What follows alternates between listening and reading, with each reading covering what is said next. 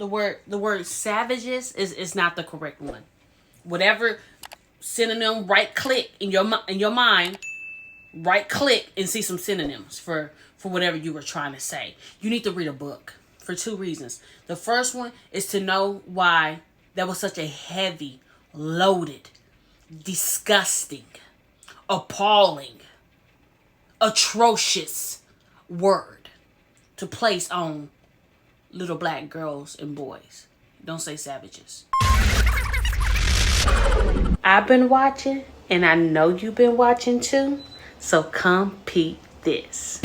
Hi, my peep fam. Welcome to Come Peep This. I'm Miss Series, and I do not miss a series. I am a Married at First Sight expert. I've been watching since season 1, day 1. So we gonna get into it. I have my master's in psychology, so we'll be using some psychology, of course some humor, all about those giggles and a whole lot of common sense to get through these reviews. Married at First Sight, season 15, episode 4. Let's get it. Nate and Stacia. So they laying in bed, they're talking, and I don't care how you feel about the couple, Nate and Stacia, their chemistry, their immediate attraction to each other is undeniable. It's undeniable. So Nate is in his underwear and his muscle shirt. Nate looking good. I said, okay, Nate. But Nate works out. He has on a muscle shirt. He works out, he's fit, and he has on a shirt. He has on a shirt. He fit. He works out. His physique is what's up. He has on a shirt.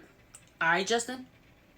Just put on a shirt, bro. I don't know what's wrong, Justin. Just put on a shirt, bro. It's fine.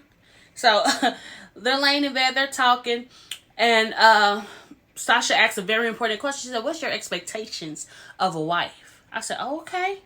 See, that's an important. Let's get down to some core, ideas, some core. Perspectives on what marriage is. Out of all the couples, their conversation is the deepest. Their conversation will be targeted towards getting to know someone, not just what's your preferences. Beyond what do you like cake? Do you like chocolate? Beyond surface stuff, they got deep. She said, "What's your expectations?" Because I need to know that now. That question was so strong. That's the equivalent of her asking, "What's your credit score?" I need to know that now. You know what I'm saying? And so he said his expectation is having a best friend. It's friendship. He said because even when things get rocky and tough, you can rely on your best friends. I said okay, and so they're doing hardcore spooning. Her and Nick all cuddled up. They are very comfortable in each other's space already. And so the next day, Nate brings her breakfast in bed, and he asks a major question. He said, okay, I got something too. He said, what's your biggest insecurity? And Stacia says she miscommunicates. Sometimes she doesn't know if it's on her end or the other person, but she says she has a lot of communication breakdown. I'm like, ooh, Stacia, like all her flaws that she's aware of. I give that to her. She's aware. Unlike Miguel, that said he don't have no flaws. Miguel said Stacia, she's aware of her flaws, but they're all like, man, that's having a communication problem is very difficult in a relationship. It's very difficult in interpersonal relationships, period. Now, not just speaking about a romantic end. Because she's an entrepreneur, so she works by herself. She owns her own company. I think she does flip houses or something. So it really doesn't necessitate interpersonal relationships. Like you can have a business relationship, you can get that done. Communication is very in directives only, not considering the emotional aspect to it. So when she communicates interpersonally, especially in a relationship, communication is key. It's key, and so that's something that she will have to work on. And but like I said, she's aware of it. They said his biggest fear is being misunderstood, and then they starts talking. And I started listening, and I hope y'all heard too. Let's get into it. Nate says he was an army kid and he never felt like he fit in. He said they were living somewhere overseas, but he moved to the United States in a predominantly black neighborhood. And he said, and I quote, "The kids there were savages." I said, hold up, what? I said, what? Run that back to me, because I didn't get that. He said the kids were savages.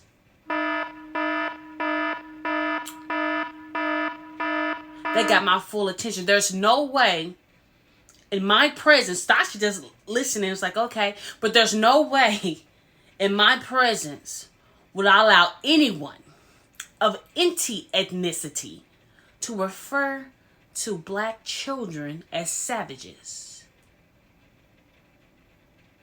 And come on now, Nate.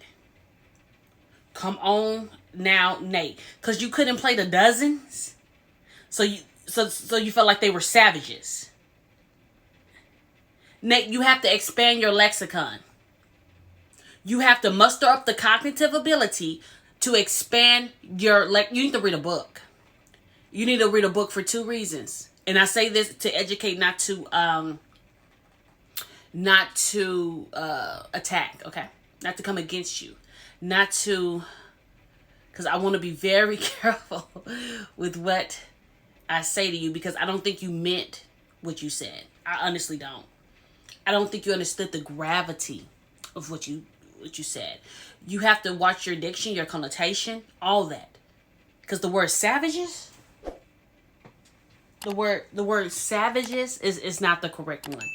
Whatever synonym, right click in your mind, right click and see some synonyms for whatever you were trying to say. You need to read a book for 2 reasons. The first one is to know why that was such a heavy, loaded, disgusting, appalling, atrocious word to place on little black girls and boys. Don't say savages. They're not savages. Bullies? Did you get bullied? Don't call them savages. The second reason why you need to read a book is just to expand your lexicon. Learn some new words, learn some new adjectives, because you are not aware. Read any book, a fiction book. Any book at this point, so you can learn some more descriptive words. Because what you're saying is not it. And like I said, I don't think that he meant savages. I hope not.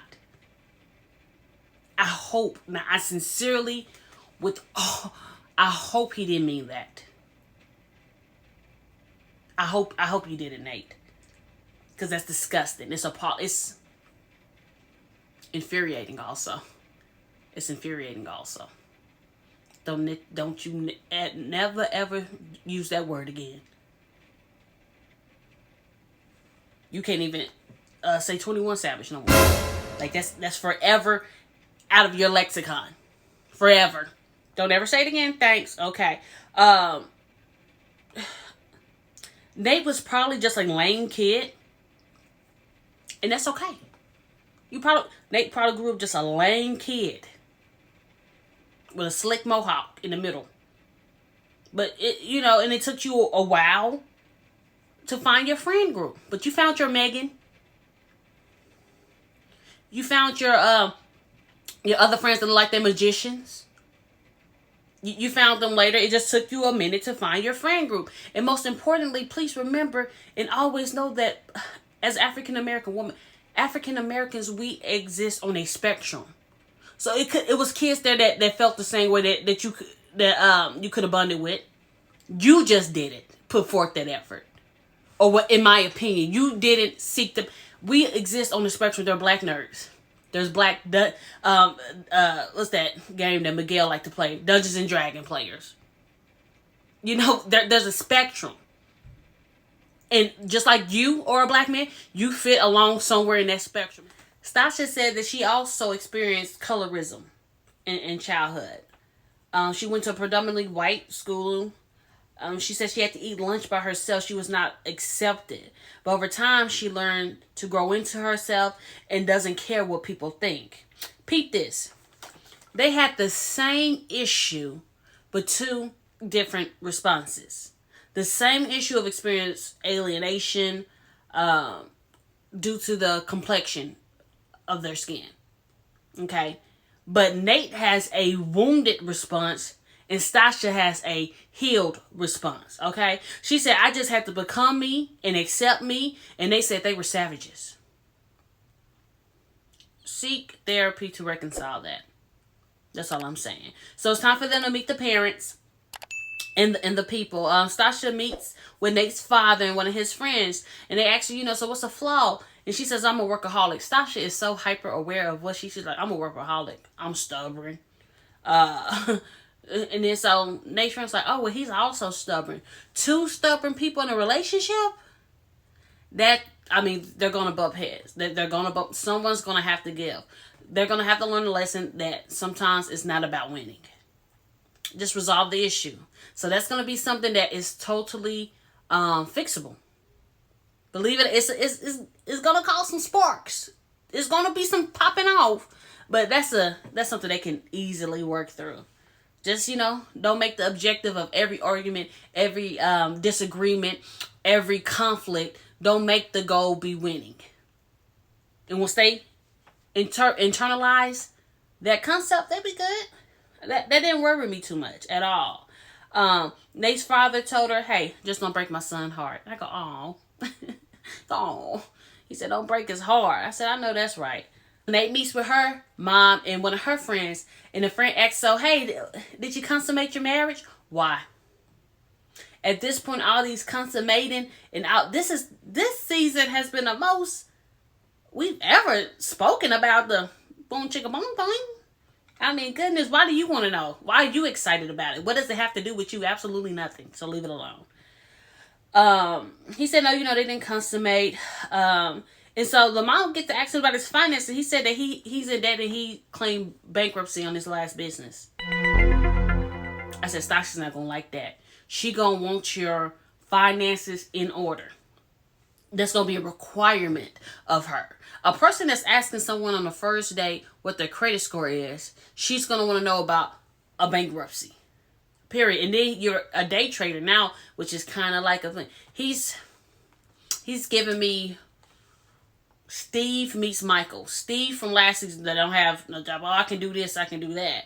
And Michael from, I don't know what season that was. Michael that was married to Mika when he was just pretending and not really having nothing going on. And she'd come home from work early. He just on the couch. She was like, why you not still up? He's giving me Steve meets Michael. So we'll see. We'll see. So I can't, if you watch that scene again, peep her mother's face. Peep her mother, because her mother knows her daughter, right? Peep, the mother's taking in that information. She like, oh, okay. Red flag for Stacia's. That red flag would probably be a red flag for anyone else because sometimes businesses fail. But for Stacia, the type of person she is, her mother already knows she's not be going for that.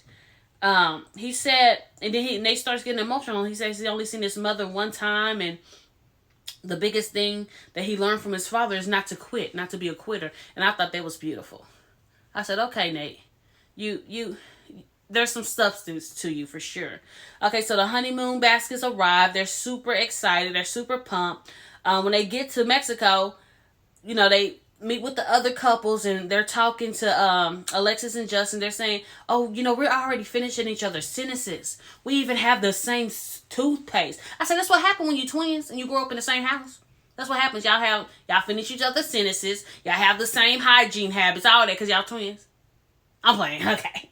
But they did say that. But I'm like, okay, y'all just met each other. Y'all haven't had that many conversations to be completing each other's sentences. But hey, like I said, their chemistry is, unprecedented on the show. So we shall see. Nate is super happy about the hotel rooms. He starts walking through there. He's looking like, he act like he ain't never been anywhere.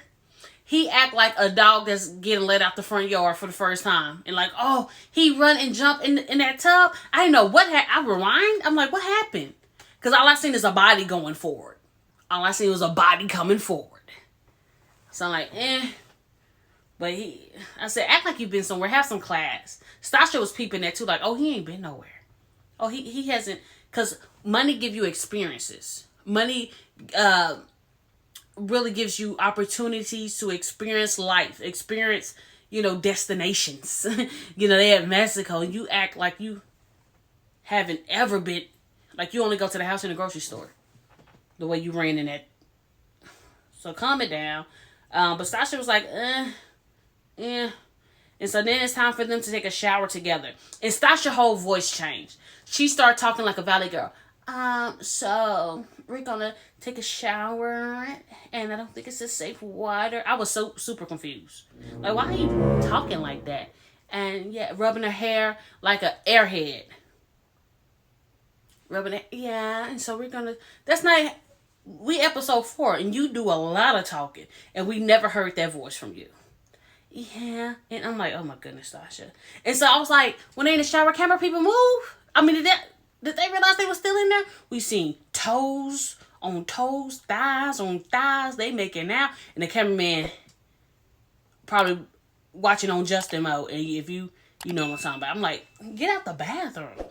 We shall see y'all how they play out for the rest of the season. Don't forget to like, subscribe, and comment. Get in those comments. I always reply to my Pete fam. Let's get it.